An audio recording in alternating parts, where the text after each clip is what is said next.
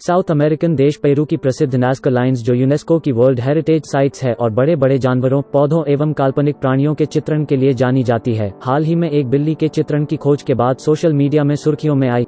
2000 साल से अधिक पुरानी मानी जाने वाली इन नक्काशियों की खोज से संबंधित घोषणा पिछले सप्ताह दक्षिण अमेरिकी देश पेरू ने की थी। इस नक्काशी के रूप में पम्पा डी नाज़का में एक पहाड़ी की ढलान पर एक बिल्ली के चित्र की खोज की गई है। माना जाता है कि पेरू में पाई जाने वाली नाज़का लाइन्स जियोग्लिफ्स का एक समूह या पत्थर, बजरी, काष्ठ जैसे भूदृश्य के तत्वों का उपयोग करते हुए रचनाकारों द्वारा जमीन पर तैयार किए गए बड़े डिजाइन हैं। आप इस करंट अफेयर्स के सबसे महत्वपूर्ण पॉइंट्स की PDF प्राप्त कर सकते हैं, जिसका लिंक डिस्क्रिप्शन में है। माना जाता है कि इन नक्काशियों के आकार, निरंतरता, प्रकृति एवं गुणवत्ता के कारण ये सबसे बड़े पुरातात्विक रहस्य हैं। जमीन पर निर्मित ये चित्र आकार में इतने बड़े हैं कि इनको किसी ड्रोन या हेलीकॉप्टर से देखा एवं कैप्चर किया जा सकता है। ये आकृतियां दक्षिणी पेरू के शुष्क पम्पा कोलोराडो की सतह पर 2 सहस्राब्दियों से अधिक पहले खींची गई थीं। जियोग्लिफ्स के इस समूह में विभिन्न विषयों, मुख्य रूप से पौधों एवं जानवरों को दर्शाया गया है, जैसे पेलिकन, एंडियन कोंडोज, बंदर, हमिंगबर्ड एवं मकड़ी। इनमें कुछ ज्यामितीय आकार जैसे त्रिभुज, ट्रेपेजॉइड और स्पाइरल भी शामिल हैं जो खगोलीय कार्यों से संबंधित हैं।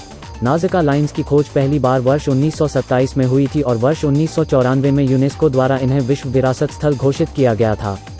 जियोग्लिफ्स बड़े आकार, आमतौर पर 4 मीटर से अधिक के चित्र होते हैं जिन्हें जमीन पर पत्थरों, बजरी, प्लास्टिक चट्टानों या टिकाऊ तत्वों द्वारा निर्मित किया जाता है।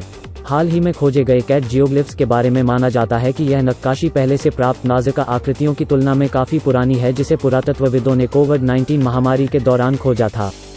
क्षैतिज रूप से देखने पर यह आकृति 37 मीटर लंबी है और इसका समय 500 BC 200 ईस्वी के मध्य बताया गया है।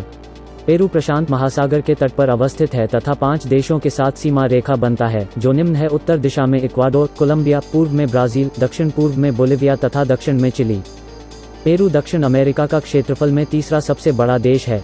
पेरू एंग्लो बीच नामक मछली का सर्वाधिक उत्पादन करता है। अमेज़न नदी का उद्गम एंडीज पर्वत पेरू से होता है, जबकि यह अपना जल अटलांटिक महासागर में गिराती है। विषुवत रेखा अमेज़न नदी के मुहाने से होकर गुजरती है। आप इस करंट अफेयर्स के सबसे महत्वपूर्ण पॉइंट्स की PDF प्राप्त कर सकते हैं, जिसका लिंक डिस्क्रिप्शन में है।